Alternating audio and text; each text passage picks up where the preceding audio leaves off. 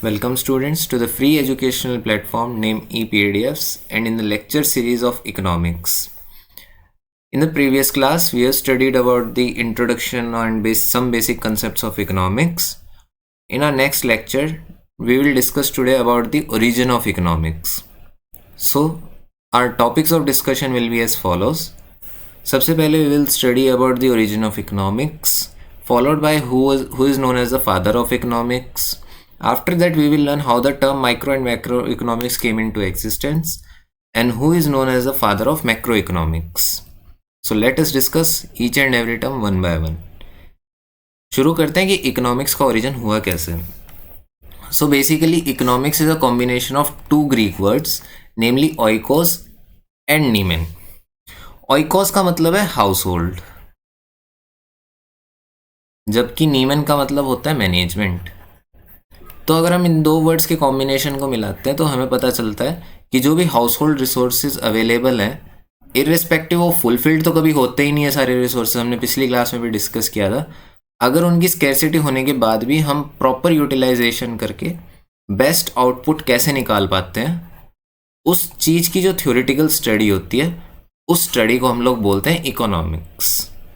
और कल भी हमने बताया था कि जो भी इस टाइप की स्टडी करते हैं उन लोगों को बोला जाता है economist.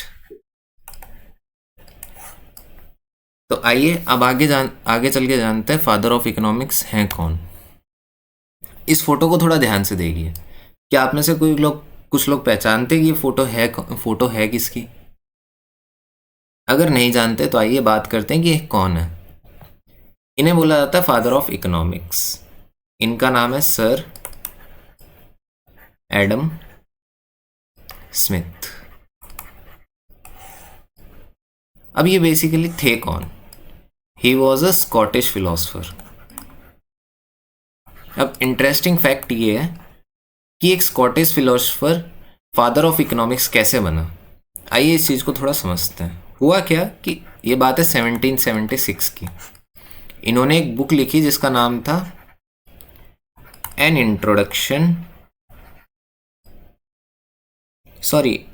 inquiry into the nature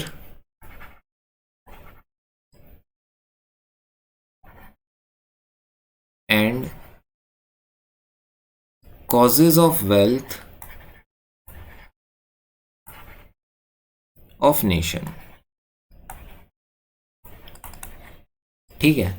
अब हुआ क्या, इन्होंने इस बुक में क्या कहा, ही सेड कि मेरे अकॉर्डिंग, मतलब सर एडम स्मिथ के अकॉर्डिंग, अगर किसी भी देश की इकोनॉमी जिस बेस पे चल रही है या फिर जिस फ्लो में चल रही है उसे उसी फ्लो में कंटिन्यू रहने देना चाहिए.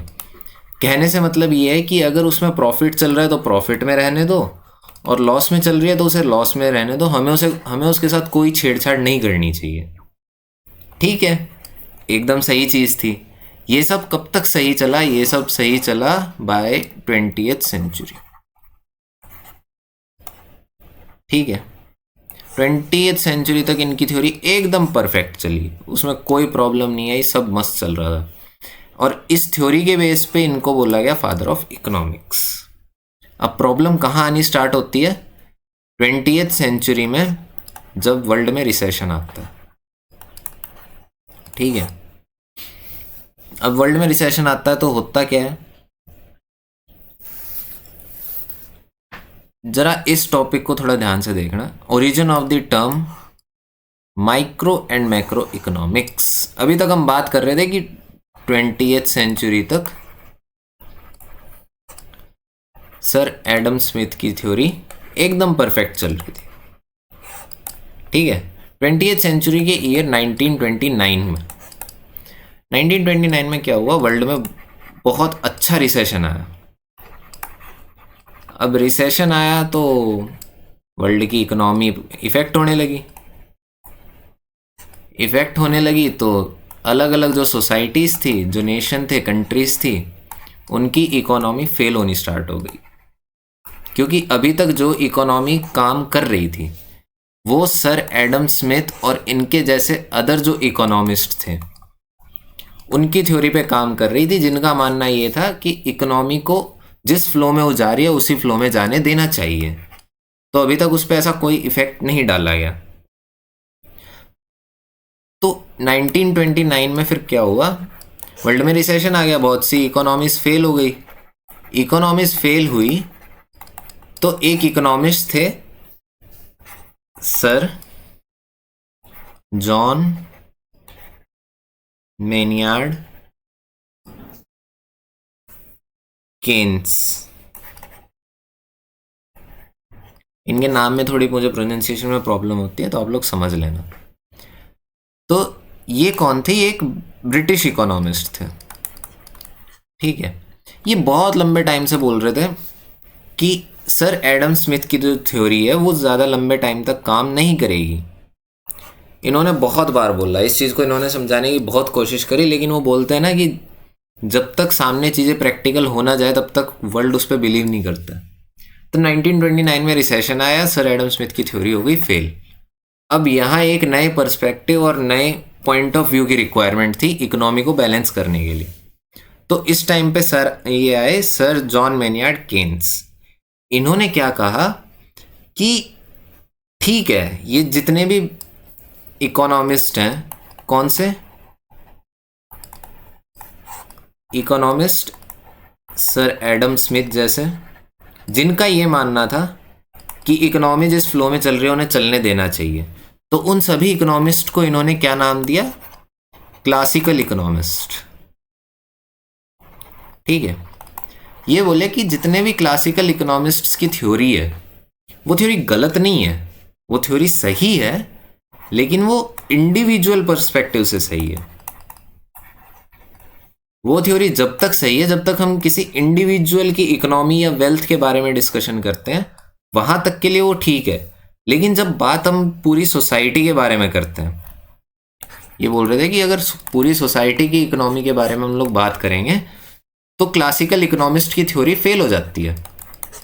क्यों हो जाती है?